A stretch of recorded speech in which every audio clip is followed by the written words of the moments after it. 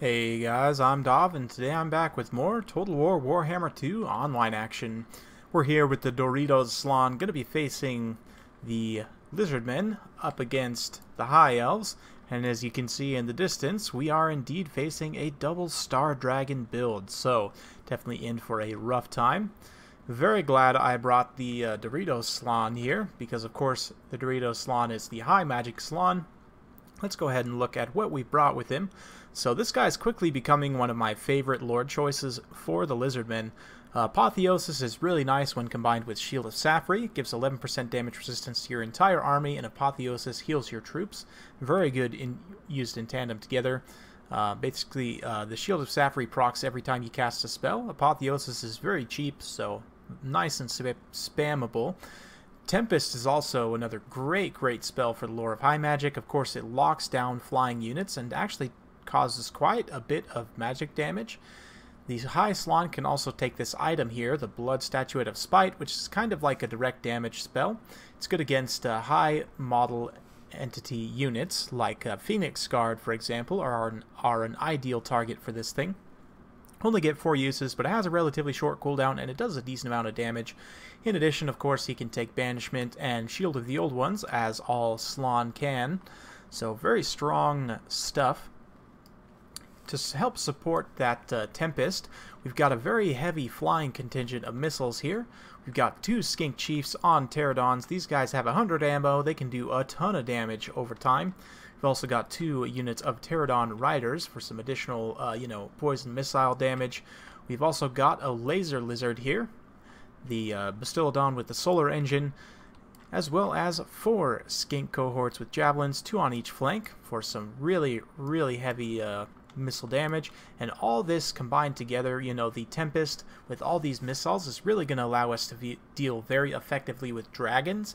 This is kind of what my idea for this build is, to specifically counter dragons. So this build is going to be very strong against high elves, dark elves, even the greenskins. You can pretty much expect Azag in this matchup every single time. So this build I would definitely recommend against them as well. Of course, greenskins also have low armor, so the Pterodon Riders will be good against them as well. We've also got the obligatory Revivification Crystal, 1 unit of Cold One Spear Riders in reserve to help protect the Slaan. Front line is 4 Saurus Warriors with shields, with the Skink cohort right in the center, because why not? Skinks are adorable, they're cheap, and they're pretty decent for their cost. So that about rounds it out for my army.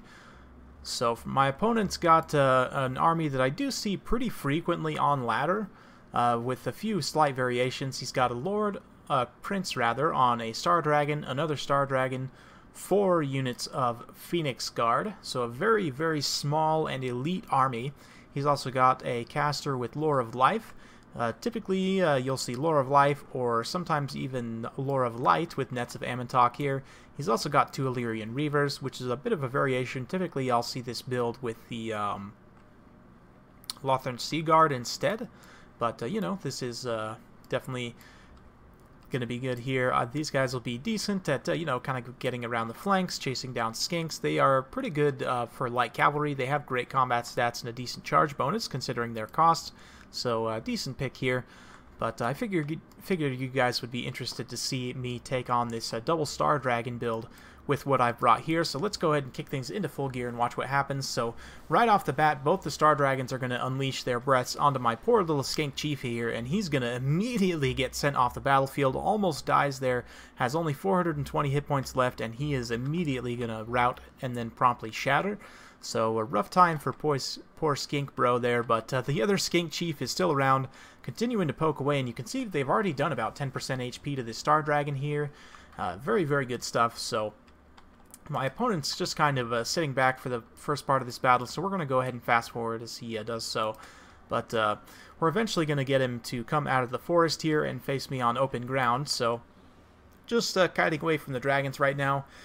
And with the poison effect from the poison javelins that the Skink Chief and these Pterodon Riders have, you can see them firing those little green javelins in.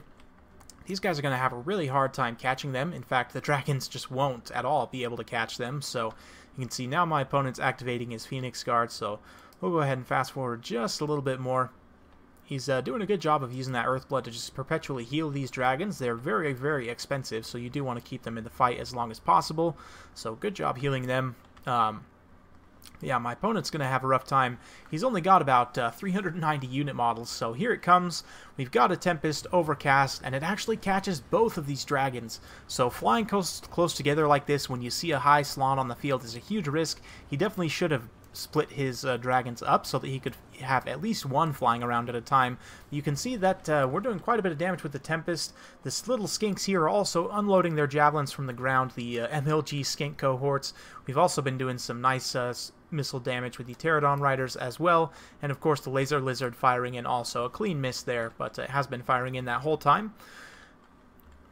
Got the Saurus charging in, and we can see the Slaan used his little item there that, I forget what it's called, but he actually used it on this group of Phoenix Guard here. It did about 10% of their HP damage, so considering that item only costs about 60 points to bring, definitely well worth it. My opponent flying over here with his Star Dragon's definitely going to be looking to get some breaths onto that Slaan Mage Priest there. But we've got a Banishment now going to be dropping down on these Phoenix Guard here, catching the middle of this unit and a bit of the flank of that other unit. Then it kind of wanders off this way, so not great. I've definitely seen better banishments, but taking a nasty Dragon Breath from the Star Dragon there on that Slaan.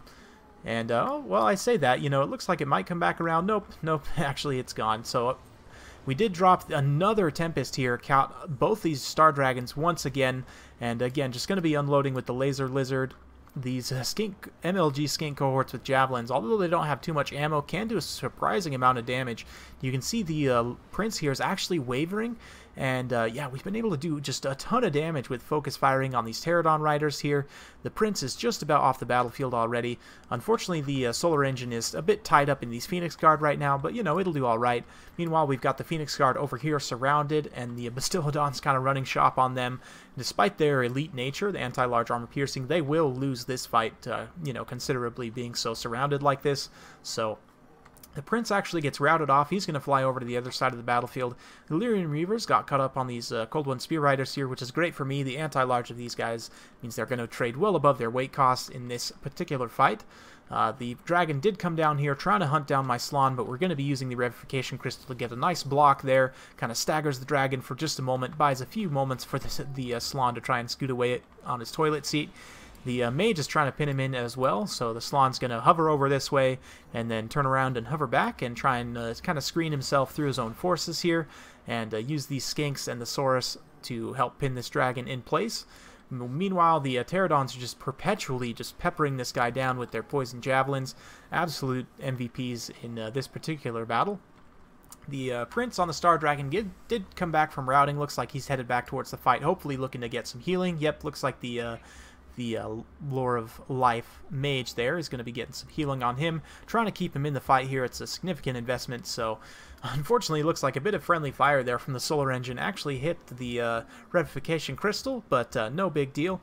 We're still just poking away at the Star Dragon here, blocking it in and just letting these Saurus just kind of work it down over time. The Bastiladon has enough mass that it can kind of block it in, and there's another solid hit from the the Solar Engine there. Going to be finishing off that Star Dragon, so Phoenix Guard getting worn down once again by the Blood Statuette of Spite. That's what that item is called that I failed to remember earlier. Very good stuff. We're also going to be dropping some bombs, I believe, or maybe we already dropped the bombs. I'm not 100% sure, but meanwhile, the Prince is landing on that engagement on the far side. We've also got a Banishment and Shield of the Old Ones popped simultaneously in this battle here. Going to be sucking up quite a few of those Phoenix Guard and won't be doing quite as much damage to my Saurus. It'll still do a little bit of damage there, but you know, the magic resistance definitely helps. And over here, these Skinks just, again, tying up these Lyrian Reavers, not really allowing them to get around the battlefield and get on the targets they need to be on. Another Tempest is going to pin down the Prince here, and that's going to be a day for the Prince on the Star Dragon. The Tempest and the Pterodons just beating up on him is going to be enough to actually take him down. So he'll fall from the sky very, very shortly, and yep, there he goes. So that Star Dragon's down, the other one is probably shattered, and with the death of their general, the rest of the Phoenix Guard and so on shatter, who were getting worn down over time by all those Saurus. So Yeah, I figured you guys would be interested in what I use to beat that double star dragon build. I know I've seen it quite a bit on ladder, and I'm sure you guys have as well, so definitely figured it'd be worth watching for all of us. And yeah, the Sherbert Slaan, man, absolute MVP here. Got 40 kills in combat somehow. I'm not really sure. Oh, that must have been from the blood statuette, actually. But yeah, the Tempest on the 2-star dragons is really what this guy's meant for. Apotheosis is nice, as is the blood statuette, but the Tempest is really what this guy brings to the table. Saurus Warriors, you know, didn't get a whole lot of kills, but my opponent's army was very small, so, you know, they did alright. Skink cohorts with javelins doing a ton of damage to the dragons was clutch as well. Same thing with these Pterodon riders and the Skink Chief. The one Skink Chief was the recipient of some nasty dragon breaths there, unfortunately, so... Revivification Crystal actually did some good healing as well as kind of blocked up that Star Dragon once it came into land. So that's why I moved my Slaan over to that side, is because I had the infantry and the Bastillodon there, so I figured, hey, you know, we can kind of support on the ground and potentially beat the Star Dragon that way, so ended up working out alright for me. Let me know what you guys think in the comments below of this build. I definitely have been using it to good effect on ladder, so if you run into me as the High Elves, best not to bring any flying units, probably. But anyway, if you guys like this kind of content, like and subscribe. I'm keeping it coming with more Total War Warhammer 2 content every single day, so stay tuned for more, and we'll see you next time.